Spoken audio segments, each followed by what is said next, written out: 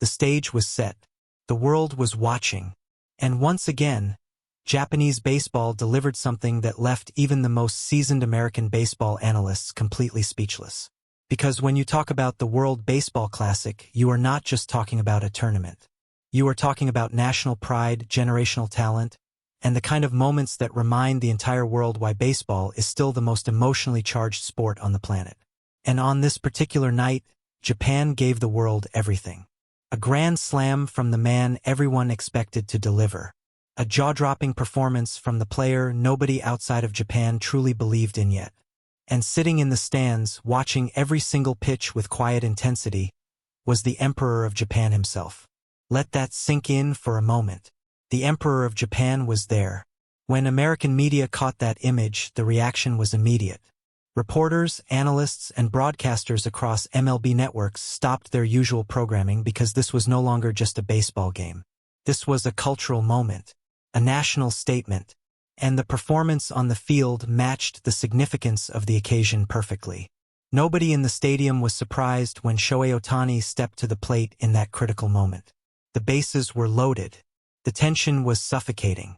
And yet Ohtani looked completely calm, almost bored, as if the entire weight of Japan resting on his shoulders was simply another Tuesday afternoon for him. That is what separates Ohtani from every other player in the modern era.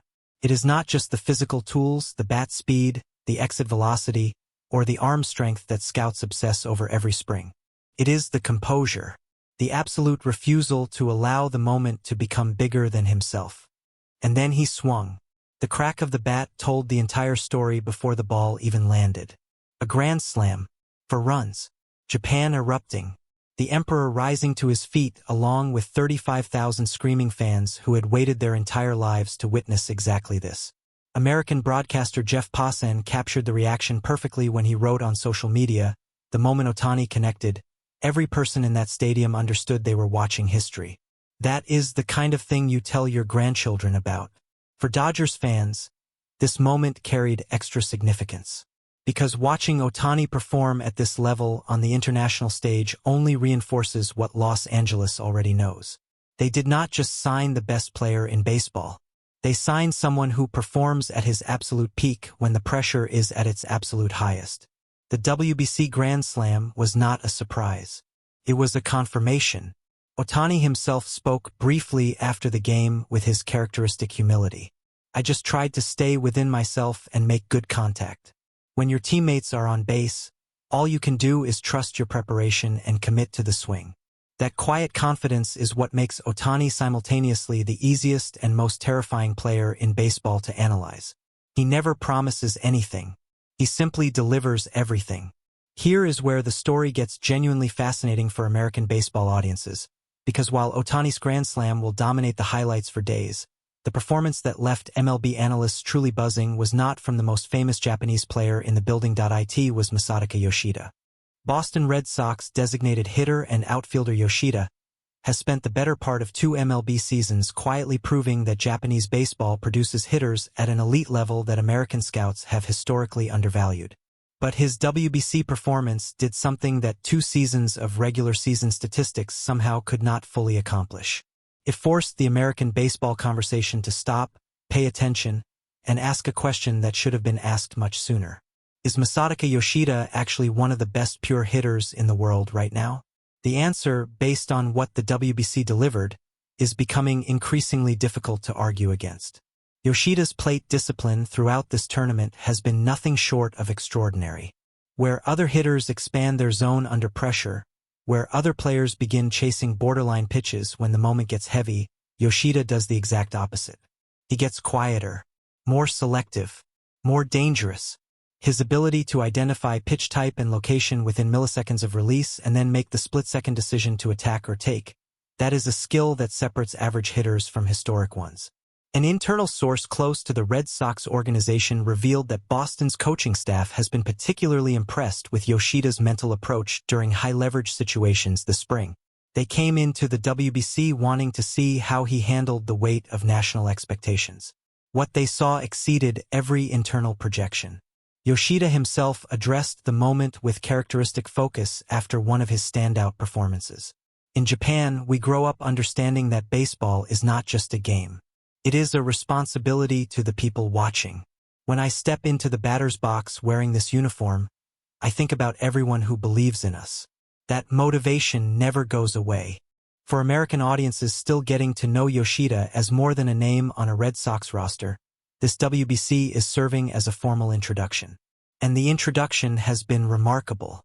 When American media began covering Samurai Japan's WBC campaign in depth, the immediate focus naturally fell on the MLB contingent. Specifically the trio of Ohtani, Yoshida, and Yu Darvish, three players who have spent significant time performing under the brightest lights in American professional baseball and returned to represent their home country at the highest level of international competition. What has genuinely excited American analysts is not simply the individual talent on display. It is the chemistry, the way these three players, each representing a different generation of Japanese baseball's relationship with MLB, have come together to elevate every player around them.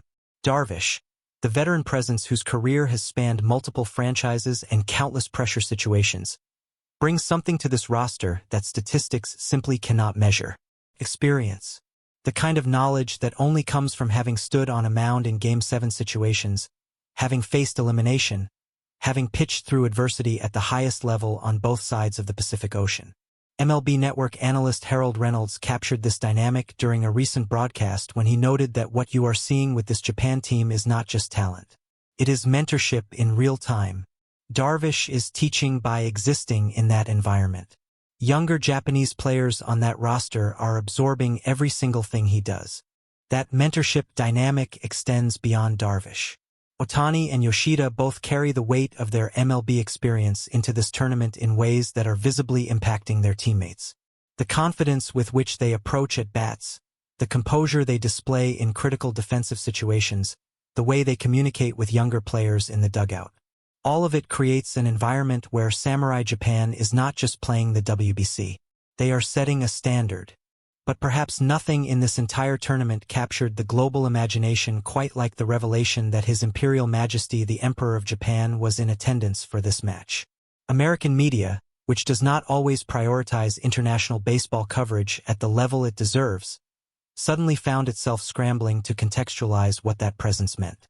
Because in Japan, the emperor attending a sporting event is not simply a celebrity appearance.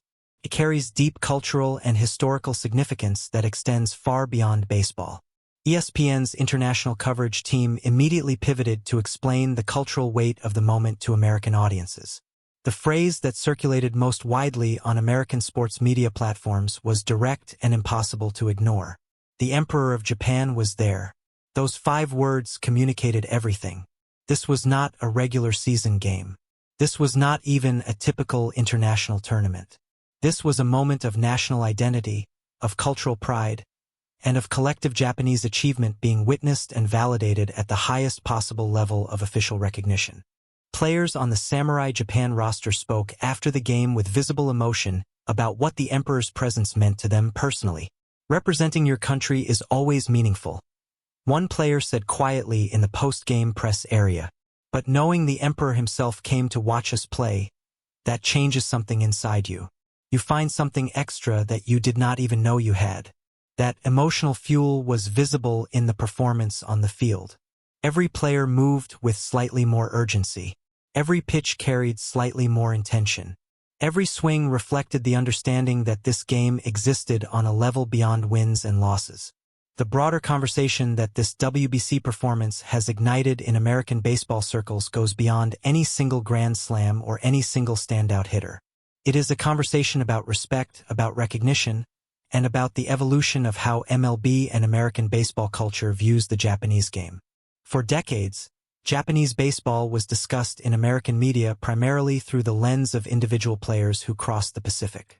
Ichiro, Hideki Matsui, Hideo Nomo. Each arrival was treated as a fascinating experiment rather than the obvious reality that Japanese baseball produces world-class talent systematically and consistently.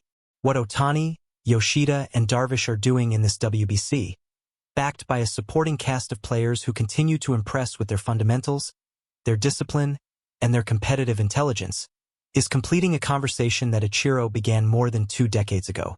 Japanese baseball does not produce players who are good enough for MLB. Japanese baseball produces players who are among the best in the world at what they do. Full stop. The Grand Slam was expected because Ohtani is Ohtani. But Yoshida's brilliance, in front of a sold-out stadium graced by the Emperor's presence, with American media scrambling to keep up with the significance of everything unfolding in real time. That was the moment this WBC announced itself as something genuinely historic. Dave Roberts, speaking from the Dodgers' spring training facility in Arizona, was asked about watching his star player perform on the international stage. His response was simple and telling. "I never worry about Shohei, ever. I just enjoy watching him the same way everyone else does." That is the thing about moments like these. Even the manager forgets to manage and simply watches in awe. In the pursuit of WBC glory, Shohei Ohtani delivered exactly what the world expected. But it was Masataka Yoshida who delivered what the world needed. A reminder that Japanese baseball's greatness is not an accident, not an exception, and certainly not finished surprising the rest of the world. The Emperor was watching, and what he saw was exactly what every baseball fan on the planet saw. Something special, something rare, something that only Japan delivers on the biggest stage. That's the end of the video. Thanks for watching. Be sure to follow the channel, turn on notifications, and share this video with the biggest baseball fan you know. See you in the next one.